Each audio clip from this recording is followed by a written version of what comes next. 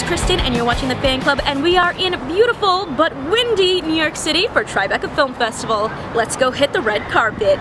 It was a really intense film. How'd you get involved in it, and what was it like working with this cast? I was lucky enough to get the script, just to become aware of it and read it, and I loved it. I thought it was, I thought it was really funny. And I originally met Carl, our writer-director, about a couple different roles, and one thing led to another where I ended up playing Kyle, who is sort of the subject or victim of the film, you know. And funnily enough, it just did not occur to me. Even though I was very familiar with the movie and the script, it never occurred to me just how physically and mentally exhausting and painful this movie was going to be. I'm not a method actor, but there was no escaping the exhaustion and the sort of mental anguish that this film sort of took on me. And I still think it's hilarious. I still think it's a really funny, dark comedy. But it was brutal. It was a really, really brutal shoot. So I'm looking forward to seeing it tonight and hoping that all the suffering pays off. I think it does. I felt the pain watching and I was like, oh my gosh, this is so intense. It was really intense. And Adam Goldberg and Pat Healy and I, the three of us spent, 12 hours a day, sweaty, huddled together, shirtless, whatever it was. I mean, that sounds pretty strange, but that's sort of what it was. The three of us really needed each other as sort of support, and were kind of desperate for one another's company in a couple of weeks during that shoot, because it was so grueling that they were the only peers I had in my life at that time, because we were really going through something really nutty. What messages do you think people will take away from this film? Okay, so it's obviously on the surface it feels like a thriller, kind of a psychological, suspenseful thriller, sort of in the vein of The Game.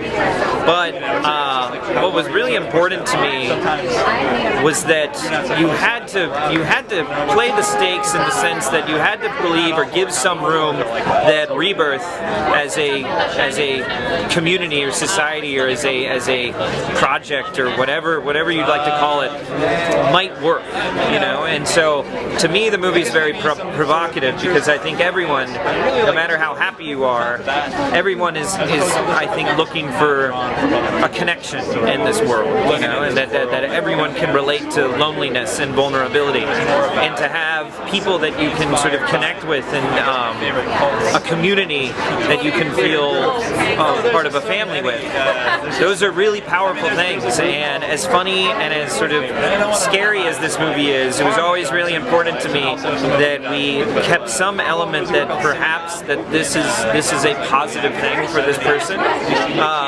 So to me that was my main concern, was that let's make fun of it, let's have fun with it, let's go for laughs and kind of freaky, intense moments, but let's also make sure that the audience walks away wondering, is this something that you could potentially use in your life? I think it definitely was, because what I took away from it was kind of like to be unapologetically yourself. They're pushing your character so much. We're going to break him so that we can set him free. You're going to find no shortage of communities and groups that are similar to this Rebirth.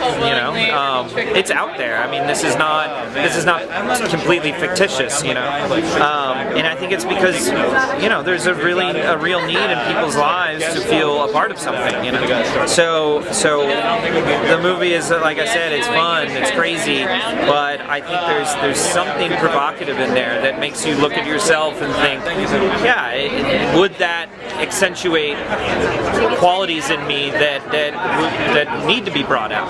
Confidence, whatever it is, strength, motivation, whatever these things are that might actually help you in your personal and professional life. Maybe there's some truth to this being a successful program. There's like a little bit of a twist with the character Zach. Were you guys expecting that going in, or you already knew, that he was kind of more involved in Rebirth than you originally thought? Well, I think, obviously, I was aware of all the twists, coming into it, but it was Adam Adam had the difficult challenge of being this really charming but enigmatic personality.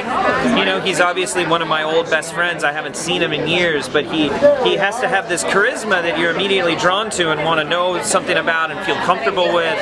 But he also has to have this element of mystery to sort of make the twist plausible, you know? And I think we did a good job with it. I mean, like I said, I haven't seen it. I'm excited to sort of watch it with an audience and see how that plays out, you know? But that was definitely a challenge for Adam. And Adam as a person, Adam Goldberg as an actor and a human being is so lovely and funny and cool that it was very easy for me to play someone sort of infatuated with him, you know what I mean? It's sort of a kind of, it's someone that I've admired. Even if he's a good friend of mine, it's sort of it's a friend that you look up to, you know? That was an easy thing to do with him. At the end of the film, it looks like your character is kind of being blackmailed, but then you see the credits. Do you know like what went on there? Well, that's sort of the thing I'm most fascinated about the film, or fascinates me about the film, and what I hope we accomplished was that ambiguity. Like, is he blackmailed, or does he drink the Kool-Aid? You know, is he all in? And I thought it was important to keep it ambiguous, but play it truthfully. You know, we played it both ways because I think it's important to keep it provocative, and most important that Rebirth could work. I mean, I think that's the most important. That was the most important thing for me in performance-wise. Thank you guys so much for watching. Make sure to give this video a thumbs up if you liked it, and click that subscribe button for more coverage from Tribeca Film Festival. See ya!